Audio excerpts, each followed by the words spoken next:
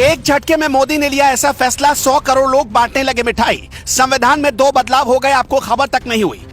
विशेष सत्र का विशेष तोहफा जैसे ही मिला, देश खुशी से झूम उठा। सेक्युलरिज्म के सीईओ बनने वालों की दुकान बंद हो गई। रोने रोने सा हो आया विपक्ष का चेहरा। काशी, मथुरा, अयोध्या में मनने लगी दिवाली। सालों पुरानी बोल सुधार करके मोदी ने रच दिया इतिहास। यह मामला कुछ और है। अचानक मोदी सरकार ने ऐसा फैसला लिया जिसने विपक्ष को सन्नाटे में भेज दिया। विपक्ष जैसे ये समझ रहा था कि कभी भी आर्टिकल 370 को कश्मीर से नहीं हटाया जाएगा, ठीक उसे ऐसा ही लग रहा था कि इतना बड़ा संविधान में परिवर्तन कभी मोदी सरकार कर ही नहीं पाएगी, क्योंकि वो हिम्मत ही नहीं जुटा पाएगी। लेकिन जैसा आर्टिकल 370 हटने के बाद विरोधी पार्टियों को शौक लगा था, उसी तरह का शौक अब भी लगा है। सिर्फ एक फैसले से मोदी सरकार ने 2024 में अपनी जीत की गारंटी का परसेंटेज बढ़ा लिया। विपक्ष का आरोप है कि मोदी सरकार ने संविधान से सेक्युलर शब्द हटा दिया है। नए सांसदों को जो संविधान की प्रति सौंपी गई, उसकी प्रस्तावना में सेक्युलर शब्द नहीं है।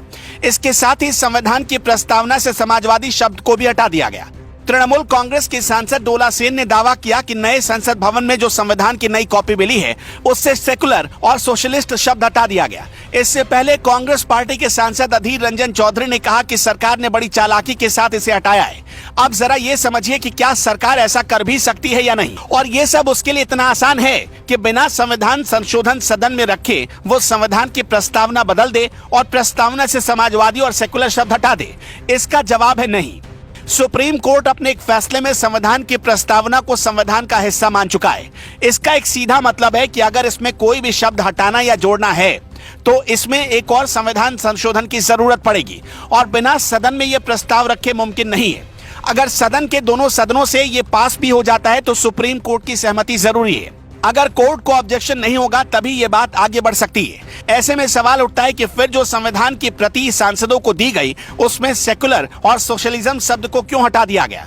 दरअसल इसकी वजह है संविधान की मूल प्रति, क्योंकि जब संविधान बना और उसकी प्रस्तावना लिखी गई तो उसमें ये दोनों शब्द यानी कि सेकुलर और सोशलिज्म नहीं थे, और सांसदों को जो संविधान की कॉपी दी गई वो संशोधन वाला नहीं बल्कि संविधान की मूल प्रति है। दरअसल भारत के संविधान की प्रस्तावना जब तैयार की गई तो शुरुआत में इसमें सेकुलर शब्द नहीं था।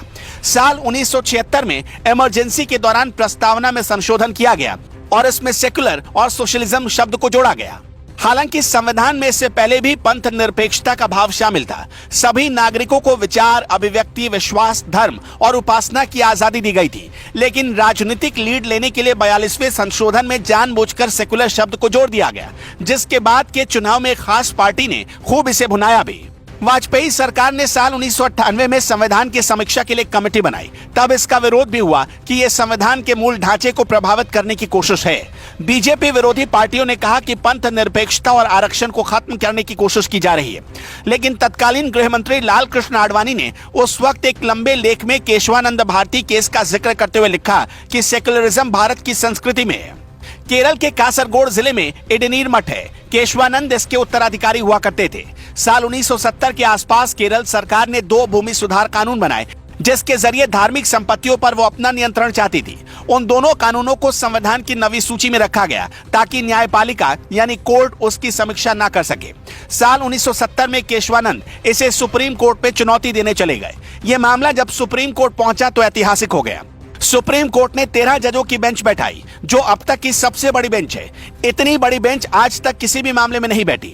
68 दिनों तक सुनवाई चली। फैसला 703 पन्नों में सुनाया गया। तब सुप्रीम कोर्ट ने कहा कि संसद के पास संविधान के अनुच्छेद 368 के तहत संशोधन का अधिकार तो है, लेकिन संविधान की मूल बातों से छेड़छाड़ नहीं की जा सकती। अदालत ने कहा कि संविधान के हर हिस्से को बदला जा सकता है, लेकिन उसकी न्यायिक समीक्षा होगी ताकि ये तय हो सके कि संविधान का आधार और ढांचा बरकरार है। जिसका साफ मतलब है कि मोदी सरकार ने कोई संविधान नहीं बदला और न ही संविधान की प्रस्तावना बदलना उसके लिए आसान है।